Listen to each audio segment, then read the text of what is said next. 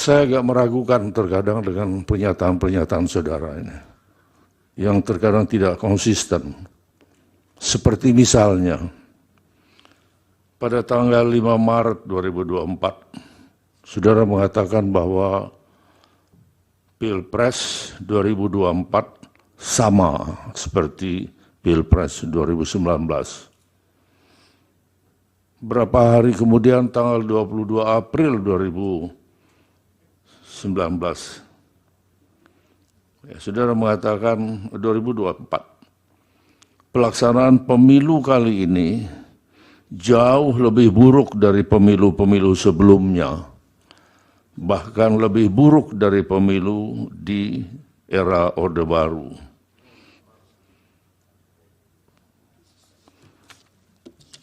Ini salah satu pernyataan-pernyataan saudara yang sering bertolak belakang, ya. Tanggalnya tadi Pak Henry. Kemudian Tanggalnya agak pertanyaannya, 22 April 2024 atau Maret yang terakhir. tanggalnya Kan ini kan baru di tanggal 22 April 2019. Baik. Ia mengatakan bahwa pertama di Maret 2024 mengatakan Pilpres 2024 sama dengan Pilpres 2019. Sama seperti itu.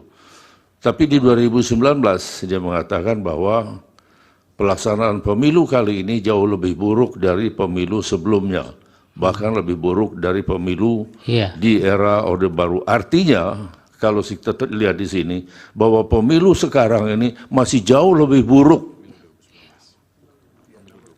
Iya. Ya. Oke. Lanjutkan, tadi hanya salah penyebutan tahunnya. Baik, saya lanjutkan.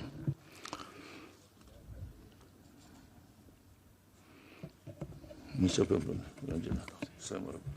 Sementara dari saya cukup, ya Allah. Mungkin lanjutkan waktu teman yang lain. Jadi begitu Profesor Saldi. Kemudian abang saya, Pak Henry, hormat. Yang terakhir itu 1000% bohong, salah itu. Itu orang bolak-balik itu. Tidak. Yang saya bilang pilkada 2024 lebih buruk itu 1000% bohong. Orang ngarang-ngarang itu. Kalau Pak Henry sangkal itu, maju ke depan, kita berdua ambil Al-Quran, sumpah. Siapa yang bohong, mati dia. Keluar dari sini mati. Karena itu bohong itu. 1000% bohong. Tidak. Kalau saya bilang pemilu 2024 itu jauh lebih baik dari pemilu 2019, betul. Kalau itu tidak perlu disumpah. Tidak perlu disumpah, ada itu. Ini yang menjelaskan pada saat kami menjelaskan kenaikan 2 bulan pada Bansos Kemensos mencapai cukup tinggi adalah akibat baseline 2023 dari Bansos Kemensos pada bulan Januari-Februari yang memang waktu itu rendah akibat masih adanya proses penataan kembali kerjasama antara Kemensos dengan perbankan. Ketua dan Majelis Hakim Mahkamah Konstitusi, alokasi anggaran Perlinsos yang sebesar 496,8 triliun dapat dilihat di dalam gambar ini dilaksanakan oleh berbagai kementerian lembaga dan berasal dari badan anggaran atau bagian anggaran KL maupun bagian anggaran bendahara umum negara serta transfer. 75,6 triliun rupiah anggaran Kemensos disalurkan melalui program bantuan sosial atau Bansos, yaitu program Keluarga Harapan PKH, Kartu Sembako, dan program Bansos lainnya. 80,5 triliun untuk perlindungan sosial dikelola oleh beberapa kementerian lembaga seperti Kemendikbud dan Kemenak melalui program PIP, KIP, dan beasiswa afirmasi. Kementerian Kesehatan melalui program Kartu Indonesia Sehat, Kementerian Tenaga Kerja untuk iuran jaminan kehilangan pekerjaan, dan BNPB untuk dana siap pakai bencana. Sementara 340,7 triliun bagian terbesar adalah perlinsos dalam bentuk subsidi energi, yaitu BBM, LPG dan listrik, subsidi non-energi seperti pupuk, PSO, kredit usaha rakyat, bunga kredit perumahan, dan antisipasi penanggulangan bencana. Belanja perlinsos yang disalurkan melalui Kementerian Pendidikan dan Kebudayaan dan Kementerian Agama mengalami kenaikan sebesar 7,47 triliun dibandingkan tahun 2023, dikarenakan adanya kenaikan unit cost jenjang pendidikan menengah dan penambahan sasaran. Sementara belanja bansos selain PKH dan kartu sembako yang disalurkan oleh Kementerian Sosial mengalami kenaikan 1,23 triliun rupiah dikarenakan adanya kenaikan alokasi untuk bantuan makan lansia, bantuan untuk penyandang disabilitas, dan bantuan yatim piatu. Belanja subsidi yang disalurkan melalui bendara umum negara atau non-KL mengalami kenaikan dengan adanya kenaikan alokasi subsidi pupuk dan subsidi bunga KUR. Dengan demikian dapat ditunjukkan bahwa anggaran perlindungan sosial untuk APBN 2024 di dalam rangka pengendalian inflasi, stabilitas harga, penghapusan kemiskinan sesuai target prioritas nasional. Di dalam APBN 2024 tidak terdapat perubahan yang signifikan pada anggaran bansos yang dikelola oleh Kementerian Sosial. Perubahan perlinsos yang dikelola oleh kementerian lembaga lain seperti Kemendikbud dan Kemenaker adalah akibat kenaikan unit cost dan penambahan penerima Kartu Indonesia Pintar Kuliah serta pembayaran program jaminan kehilangan pekerjaan dan bantuan iuran peserta pekerja bukan penerima upah. Dengan demikian tidak ada perubahan khusus pada tahun 2024 di dalam anggaran bansos maupun perlinsos kecuali perubahan yang telah disampaikan.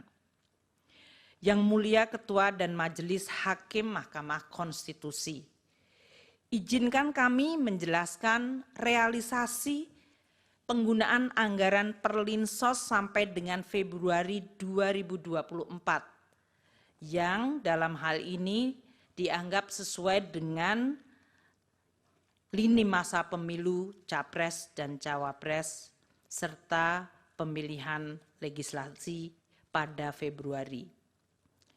Realisasi bansos mencapai sebesar 12,8 triliun sampai dengan Februari 2024. Untuk penyaluran program Keluarga Harapan bagi 10 juta keluarga penerima manfaat dan kartu sembako bagi 18,7 juta keluarga penerima manfaat. Realisasi subsidi dan belanja lainnya mencapai 15,3 triliun rupiah dan realisasi perlinsos lainnya 9,8 triliun. Apabila dilihat pada chart tersebut, realisasi anggaran perlinsos dan bansos dari Kemensos 6 tahun terakhir, yaitu dari 2019 hingga 2024, periode yang sama Januari hingga Februari, tidak terdapat perbedaan pola realisasi belanja perlinsos, kecuali pada tahun 2023, yaitu tahun lalu, di mana perbedaan signifikan adalah pada realisasi Bansos Kemensos yang cukup rendah pada 2 bulan pertama dikarenakan adanya penataan kembali kerjasama antara Kemensos dengan perbankan. Ini yang menjelaskan pada saat kami menjelaskan kenaikan 2 bulan pada Bansos Kemensos mencapai cukup tinggi adalah akibat baseline 2023 dari Bansos Kemensos pada bulan Januari-Februari yang memang waktu itu rendah akibat masih adanya proses penataan kembali kerjasama antara Kemensos dengan perbankan. Berdasarkan uraian ini, dapat kami sampaikan bahwa pola pembayaran perlindungan sosial dan bantuan sosial tahun 2024 tidak mengalami perbedaan dengan pembayaran tahun-tahun sebelumnya. Anggaran Perlinsos telah dianggarkan di dalam APBN tahun 2024 sesuai pembahasan dan persetujuan DPR dan pola realisasinya tidak terdapat perbedaan dibandingkan periode 6 tahun sebelumnya. Terima kasih Yang Mulia Pak Ketua. Terima kasih kepada Pak Menko PMK, Pak Menko Perekonomian, Ibu Menteri Keuangan dan Ibu Menteri Sosial atas paparannya tadi. Saya ingin melakukan beberapa pendalaman untuk keperluan yang tadi telah disampaikan oleh Yang Mulia Prof. Arief Hidayat, karena memang Mahkamah harus menjawab apa yang didalilkan oleh para pemohon PHPU nomor 1 dari paslon 01 dan pemohon PHPU nomor 2 dari paslon 03. Karena itu ada sejumlah hal yang memang perlu didalami untuk menjadi pengayaan bagi Mahkamah di dalam nanti menyiapkan pertimbangan hukum yang akan menjadi dasar dari putusan Mahkamah. Yang pertama saya mohon perkenan pada Pak Menko, Pak Muhadjir. Ini saya agak grogi ini kalau ngadepi Pak Muhadjir ini, karena tenang menghanyutkan. Saya ingin memulai dari kerangka hukum tentang Bansos ini. Dari kerangka peraturan teknis. Ada peraturan Menteri Keuangan nomor 254 tahun 2015 tentang belanja bantuan sosial pada kementerian negara dan lembaga yang kemudian diubah dengan PMK nomor 228 tahun 2016. Ya. Ada juga peraturan Presiden yang tadi juga disinggung oleh Ibu Menteri Sosial, Perpres nomor 63 tahun 2017 tentang penyaluran bantuan sosial non-tunai. Nah, dari kedua peraturan ini yang tadi juga telah Pak Menko PMK, Pak Menko Perekonomian, dan Ibu Menkyu dan Bu Mensos paparkan tadi, bahwa Bansos ini merupakan program, ya, TUSI juga, tugas dan fungsi lintas kementerian dan lembaga. Nah, saya mohon penjelasan mungkin dari Pak Menko PMK atau Pak Menko Perekonomian, ya, itu agar kementerian dan lembaga mana saja yang melaksanakan program atau TUSI tugas fungsi dari baik Perlinsos atau utamanya adalah Bansos. Gitu. Karena ini agar jelas. Karena kan selama ini kan terkesan bahwa seolah-olah yang memanfaatkan Perlinsos atau Bansos ini adalah menteri-menteri yang partainya terasosiasi dengan paslon 02. Padahal sekilas saya lihat Perlinsos atau Bansos ini kan ya juga ada di kementerian yang menteri-menterinya itu juga terasosiasi dengan paslon-paslon yang lain, baik paslon 01 maupun paslon 03. Jadi ini biar clear itu. Termasuk yang tadi disinggung oleh Bu Menteri Keuangan, ada juga program perlindungan sosial yang berupa BLT dana desa yang anggarannya diambil dari bagian TKD, ya, transfer ke daerah. Nah itu. Dari KPU, dari Bawaslu tidak ngantuk ya Pak Ketua itu? Ada, silakan. Saudara ahli, dalam konteks historis, perbedaan tentang pilkada apakah masuk dalam rejim pemilu atau tidak, ini bergulir secara dinamis ya. Pada mulanya memang Mahkamah Konstitusi menyatakan bahwa pilkada bukanlah pemilu, melainkan berada dalam rejim pemilihan yang dipilihnya secara demokratis. Akibatnya terdapat perbedaan regulasi yang mengatur antara pilkada dan pemilu. Sebagai pijakan bagi penyelenggara pemilu termasuk oleh Bawaslu yang tertuang lebih lanjut dalam peraturan Bawaslu. Namun dalam perjalanan terdapat putusan Mahkamah Konstitusi yang menyatakan bahwa pilkada merupakan rejim pemilu. Nah, dalam konteks ini, apakah Bawaslu sebagai lembaga yang mengawasi penyelenggara pilkada 2024 dapat menggunakan regulasi yang mengatur pemilu, bahkan undang-undang pemilu untuk menyelesaikan berbagai persoalan yang terjadi dalam pilkada?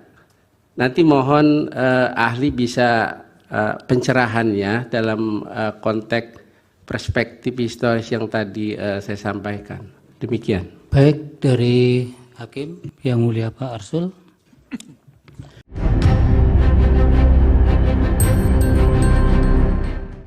Berangkas bos timah fenomenal Tamron Tamsil disita Kejaksaan Agung setelah terlibat dugaan korupsi timah sebesar 271 triliun rupiah. Isi berangkas itu cukup mencengangkan lantaran berisi kepingan emas hingga uang cash ratusan miliar rupiah. Tamron Tamsil merupakan official ownership CV VIP tersangka korupsi timah ke-9. Ia juga seorang pengusaha kuat dari Koba, Bangka Tengah.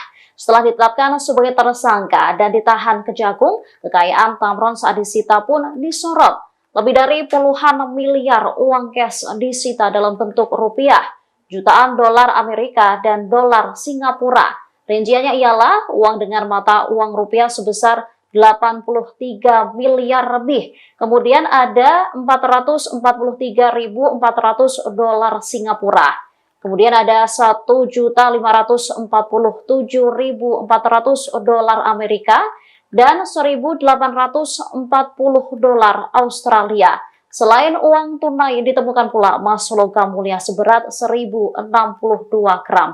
Selain Tamron, sang adik Tony Tamsil juga ikut ditahan di lapas kelas 2A Pangkal Pinang sejak Kamis 25 Januari 2024. Yang pertama, dalil-dalil permohonan itu menyangkut yang saya sebutkan bansos tadi. Untuk yang lain-lain sudah kita bahas, tapi ini perlu kita bahas mengenai bansos. Yang pertama, kita mengenal lembaga. Ada Menteri Sosial, kemudian ada kaitannya dengan Kepala Badan Pangan Nasional, kemudian ada Kepala Bulog. Pada saat-saat kritis, saya baca di mass media, Kepala Bulog Budi Waseso diganti. Ada faktor apa ini yang melatar belakangi? Saya mau tanya. Jadi di situ Kepala Badan Pangan Nasional Pak Arief Prasetyo Adi, kemudian ada pergantian Kepala Bulog dan kaitannya dengan Kementerian Sosial. Itu apa yang ada di balik itu? Kita pengen mengerti karena ini termasuk bisa disebut juga dengan masalah yang tadi cawe-cawe. Kemudian di para Ibu Menteri Sosial. Presiden pada waktu bagi-bagi bantuan sosial di depan istana, Presiden pada waktu keliling kemarin dipertanyakan oleh teman-teman dari pemohon 2. Presiden keliling ke berbagai daerah, melakukan kunjungan-kunjungan daerah pas kebetulan itu di waktu kampanye. Sehingga menimbulkan sakwa sangka dan saling curiga, saling fitnah di antara kita anak bangsa. Nah, itu menggunakan bansos apa, di mana, dari mana itu. Kemudian yang ketiga, saya membaca keterangannya Bapak Menko PMK. Di sini ada kata-kata begini, pelaksanaan tugas PMK dimaksudkan untuk memberikan dukungan pelaksanaan inisiatif dan pengendalian kebijakan berdasarkan agenda pembangunan nasional dan penugasan Presiden. Apa sih yang dimaksud dengan penugasan Presiden? Apakah penugasan-penugasan tertentu karena Presiden juga cawe-cawe itu? Karena kalau saya membaca sebetulnya agenda pembangunan nasional itu sudah termasuk Presiden itu akan menugaskan apa ya ada di situ. Tapi kok ada frasa yang khusus penugasan Presiden. Nah, apakah di lain-lain tempat, apakah di Bapak Menko Ekonomi, Bu Menteri Keuangan atau Menteri Sosial, ada agenda pembangunan nasional dan penugasan Presiden. Ini kan seolah-olah ada frasa khusus. Presiden punya misi tertentu, visi tertentu untuk melaksanakan apa ini biasanya dilakukan. Itu. Kemudian yang terakhir perlu saya sampaikan,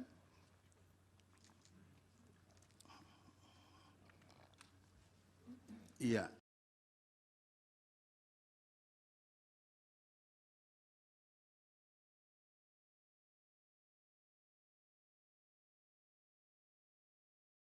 Hal yang disampaikan oleh Ketua Majelis Hakim, Bapak Yang Mulia Bapak Soeharto, kami kira saya sudah menjawab semuanya. Kemudian yang kedua untuk anggota Majelis Hakim yang mulia Bapak Arief Hidayat, mengenai kata penugasan. Kata penugasan ini sesuai dengan Perpres nomor 35 tahun 2020 itu tentang Kemenko PMK. Jadi kemudian apa makna di balik kata penugasan ini? Tentu saja penugasan yang dimaksud adalah dalam kapasitas saya sebagai pembantu Presiden, bukan dalam kapasitas yang lain. Gitu ya. Kami tidak bisa memberikan per definisi secara tepat, gitu.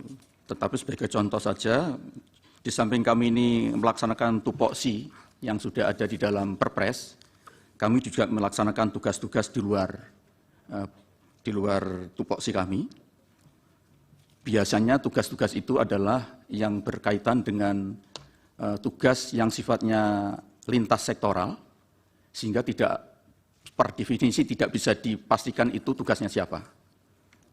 Kalau kami boleh mengambil contoh, Yang Mulia, misalnya sekarang ini, untuk penanganan mudik. Penanganan mudik itu tidak bisa definisikan urusannya siapa. Gitu. Dengan kondisi seperti itu, Presiden bisa menunjuk salah satu Menko untuk ditugasi untuk melakukan koordinasi. Karena itu yang kami koordinasikan, Yang Mulia, sebagian besar malah justru bukan menteri yang berada di dalam koordinasi kami, menurut Perpres nomor 35 tadi. Misalnya Menteri Kapolri, misalnya. Kemudian ada Menteri Perhubungan, Menteri PUPR, Menteri Perdagangan. Yang menteri yang berada di dalam koordinasi saya cuma satu saja, yaitu Menteri Agama. Nah, ini kami mendapatkan surat penugasan. Kemudian ada juga tugas yang sifatnya simpel. Misalnya kami mendapatkan tugas dengan surat tugas untuk mewakili beliau, untuk menghadiri upacara atau acara tertentu. Di situ saya sebagai wakil dari mewakili beliau untuk menyampaikan pokok-pokok pikiran. Biasanya itu ada dari kepresidenan yang saya tinggal membaca, tapi kadang-kadang juga diberi wewenang penuh untuk kami menyampaikan sesuai dengan apa yang sudah ada pada kami. Demikian yang mulia yang bisa kami jelaskan. Mohon izin Pak Ketua. Mohon maaf Prof. Iya. Cair. Saya mendalami berikutnya sedikit. Nah, ini sesama guru besar di rangka mendahului misalnya saya. Silakan yang mulia. Saya tanya begini, pernahkah ada tugas-tugas yang agak aneh-aneh gitu? Saya mohon maaf kurang tahu apa yang dimaksud aneh. Aneh itu di luar tupoksi. Setahu saya tidak ada. Saya mohon izin, saya tidak saya kalau saya turun biasanya kalau itu ada dispute. Jadi misalkan perselisihan baru saya turun. Tapi kalau tidak itu pun saya selalu mengajak dari perguruan tinggi. Jadi kalau ada perselisihan baru saya turun. Jadi kalau saya turun, yang mungkin Bapak itu memang karena orangnya harus saya tolong. Misalkan kemarin saya nemukan di Sinja anak yatim, nggak ada orang tuanya, rumahnya itu di jurang begitu. Saya masuk harus jalan kaki 1 kilo gitu, itu nggak ada orang tuanya. Saya harus ngerayu dia. Maukah kamu ikut di tempat kami? Jadi saya datang untuk itu, bukan itu lebih banyak seperti itu. Atau anak kecil-kecil yang diperkosa, kadang ini memperkosa bapaknya gitu kan. Kemudian ibunya bingung karena kadang anaknya disuruh ngaku, nggak boleh ngaku. Sehingga kemudian karena kenapa ibunya anaknya nggak boleh ngaku? Karena ketakutan nggak bisa makan. Itulah yang saya harus yakinkan bahwa dia dijamin oleh negara gitu, supaya dia anaknya tidak disuruh untuk tidak mengakui itu gitu. Dan itu berkali-kali saya temukan seperti itu. Kemudian ya BLT El Nino itu tadi sudah kami sampaikan bahwa itu sudah kami sampaikan memang ya itu bukan kami ngatur, tapi memang tanggal 6 itu ada ratas, tanggal 7 itu kebetulan di DPR, terus kami sampaikan sekalian. Jadi ada hearing ya, hearing seperti ya, RDP, raker, gitu. Ya kami sampaikan sekalian, begitu. Terus saat itu saya ngomong, waduh ini enggak nututi, kalau harus akhir Desember saya harus cair, saya enggak nututi. Saya minta saat itu gimana kalau dengan PT Pos, karena bank tidak mungkin, tadi sudah kami jelaskan dalam waktu 3 bulan, bank tidak mungkin mencairkan itu. Tapi itu sudah kelar, itu jumlahnya tadi berapa? 21.353. Seperti itu Kakak. Download Tribun X sekarang, menghadirkan lokal menjadi Indonesia.